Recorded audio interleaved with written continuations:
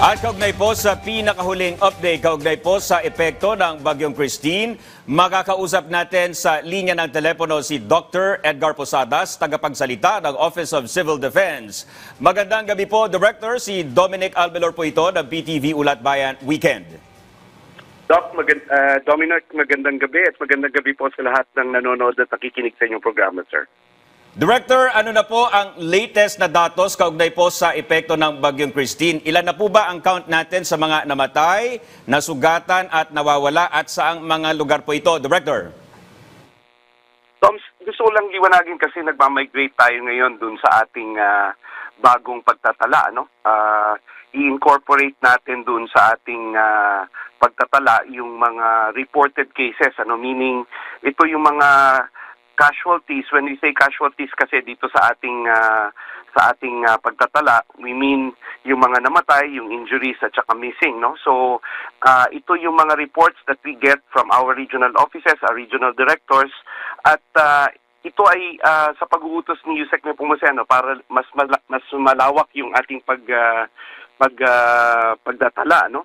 I-include natin ito lahat. Pero sa ngayon, to answer your question, Dominic, no, ito yung reported cases natin as of kaninang umaga. Meron na tayong naitala. No? Again, these are still reported cases na for verification and validation pa, 81. Ito ay sa regions ng Cordillera, sa Ilocos Region, Central Luzon at Calabar Zone. Meron din tayo sa Region 5 and Region 9. Ang ating tala, yung sa monitored, no, reported cases, 66 yung injuries, no, sa Regions 5, Region 8 at saka sa BARM. And meron tayong 34 na missing, no, sa Regions 1, 3 Calabar Zone, 5 and Region 7. So uulitin ko lang, Dominic, no, ito ay casualties na subject for validation pa. And kung tatanungin mo naman ako kung doon sa ating situational report number 9, no, meron tayong 26 na namatay na for validation pa. Ito ay sa region ng Central Luzon, Calabar Zone, and then we have dito sa Region 5, no, 24. Kung yun namang missing, ang ating pagbabatayan ay meron tayong naitala, Dominic, na 4, no?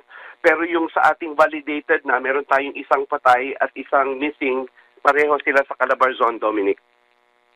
Okay, so Director, napakahalaga po nung verification dito. Talagang inaalam muna natin kung ito ba ay related talaga sa Bagyong Christine, kung sila ay mamamatay or namatay o nasugatan o nawawala dahil po sa Bagyong Christine, Director. Tama, Dominic, pero sa bago nating pagtatala ngayon, we are considering every report, no? Pag nai-report sa atin ng regional directors, regional offices, meaning real-time ito, meron tayong template para dito, ina-accept natin yon, pero dadaan ito sa proseso ng verification. Tama yung sabi mo, dito pumapasok yung tulong ng ating kapulisan, no? Yung merong police blotter, may police report. Nandiyan na rin yung, lalo na sa lokal na pamahalaan, pwedeng nandiyan na rin yung MHO natin na mag-i-issue ng death certificate, no? Ideally, dapat 48 hours meron, pero sa mga sakuna na ganito na mahaba ang pagbaha, so mukhang imposible yan, so medyo mas matagal.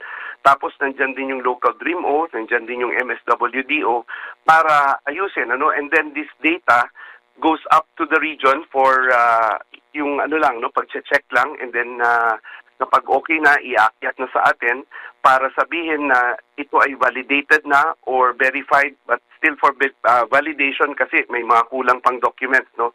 At gusto nating with the help of the DILG, no, lalo na sa validation process at ng lokal na pamahalaan, we would like to, sana ang goal natin is matapos yung validation within the next 2 weeks. So ang gagawin natin, yan din ang nag-uusap natin, pero babalang kasi natin yan in time, Dominic.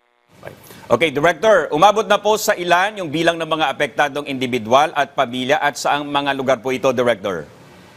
Oo, ang total natin ng mga barangays, Dominic, no, sa iba't ibang region sa Pilipinas ay umabot na sa 5,867. Pinakamarami dito ay sa dito sa Region 5, Dominic, no, we have 2,097 barangays. At mga pamilya naman umabot na sa halos 1,000,000, no? 986,974. Again, ang pinakamataas dito ay dito sa Region 5, sa Bicol Region, 473,920 na mga pamilya.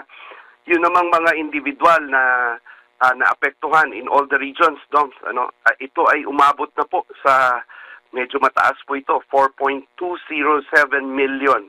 Ang pinakamarami po dito ay sa Bicol Region na umaabot po sa 2.236 million. Ang nakataas na evacuation centers natin ngayon na pinagnunuluyan pansamantala ng ating mga kababayan ay umaabot na sa 6,452. Out of this, 4,378 ang nasa Bicol Region. Ito ay nag-cater to 84,295 na families. Again, ang pinakamataas dito, 47,000 plus ay nandito sa Bicol Region. At in terms of persons in evacuation centers, we have 318,538. At ang pinakamataas na naman dito ay dito sa Bicol Region na umaabot sa 184,000 mahigit, Dominic. Okay. Director, kumusta po yung sitwasyon ng mga kalsada sa Bicol Region? Lubog pa rin po ba sa baha yung mga major highways doon, Director?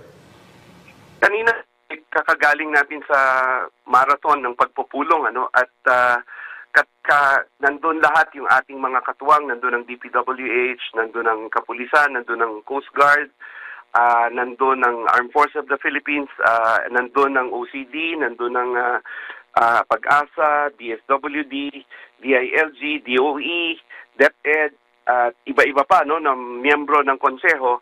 At kanina nai-report ng ating mga kaibigan sa DPWH na still meron pang challenge doon sa mga daraanan, may mga pagbaha pa. Ni-report din ito ng Newsec Puentibella kanina kasi problema nila ito dahil yung pagpapadala ng